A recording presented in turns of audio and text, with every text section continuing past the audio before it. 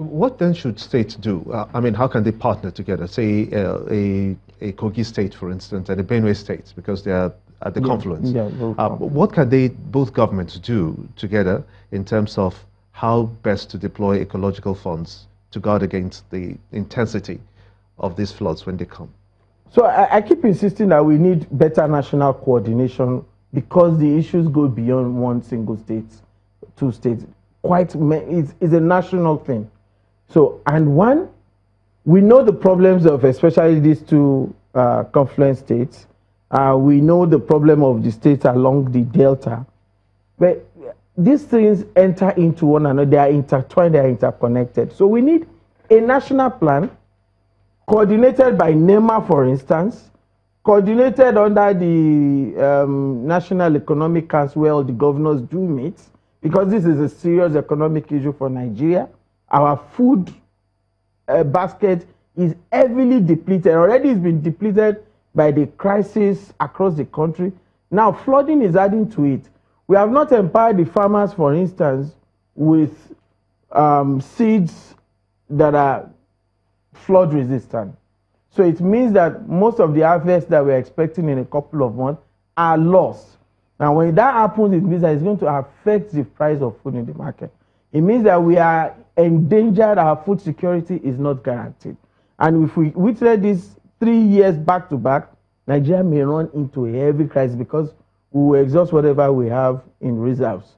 So these are issues that we need to deal with, not just for one state to do. Yes, states will work with their local government so that they work with the people, empower them, give them the right orientation, help them to identify and provide where they need to move to so that they can be alive first.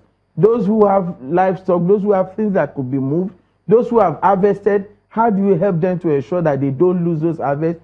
Those who have livelihoods that will be affected by this flooding, how do you help them to plan such that they can mitigate their losses? States are responsible for the but having a national plan is critical. And there needs to be a national coordination. We need to empower NEMA, empower other agencies, Ministry of Agri, because this is a major agriculture. The people who are worst affected by this are small-scale farmers. And the calamities that they are the ones who are least able to bounce back.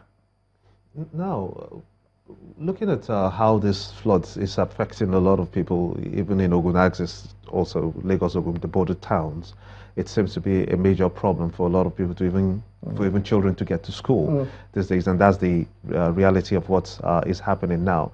But if we try to solve this, would you subscribe to having levees and dikes built as it is in other climes? Would that work? Well, it depends on what we want to dike, because these are not these are not flooding you are having around the Atlantic Ocean, for instance. These are flooding that we are having.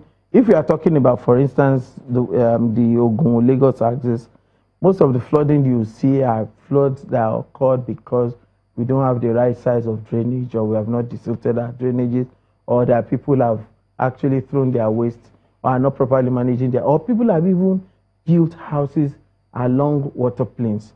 So these are developmental, these are city management issues that need to be dealt with. So if we want to find concrete solutions, we'll be creating other problems. The kind of solutions we should be looking for are natural solutions. So where we need to plant more trees, we plant more trees. Where we need to manage our waste collection and disposal properly, we do that.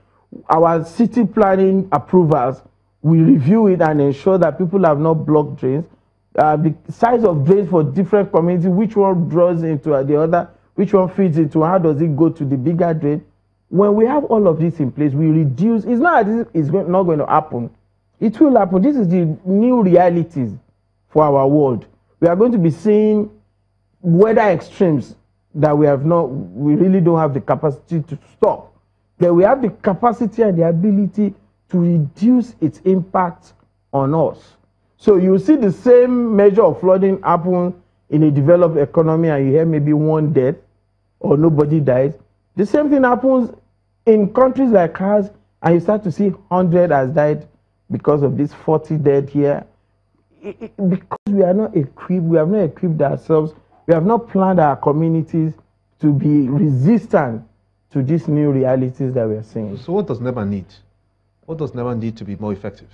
And NEMA needs a lot to be more effective, sincerely. NEMA needs a lot. And NEMA is not alone on this. NEMA is a coordinating agency. So there are, of course, other agencies, including military and other law enforcement and health enforcement agencies that are working. But then they need money. You need to give real money, because this is something that is at the heart of our economy, that's at the heart of national security, that's at the heart of the well-being of our people. So they need money, they need technological capacities. We need to be able to say, for instance, that water is leaving a part of Niger State, and there's been some flooding there. So you should be able to give us a landfall when it's going to happen in Delta, when it's going to touch base in Bayelsa, what's likely to be the quantum. You need to be able to give map scenarios and say this is likely to happen, and then help people to plan their lives. Help government, local government especially, state government, to know what facilities that they are going to. So they need technology, they need manpower, they need more resources to buy things.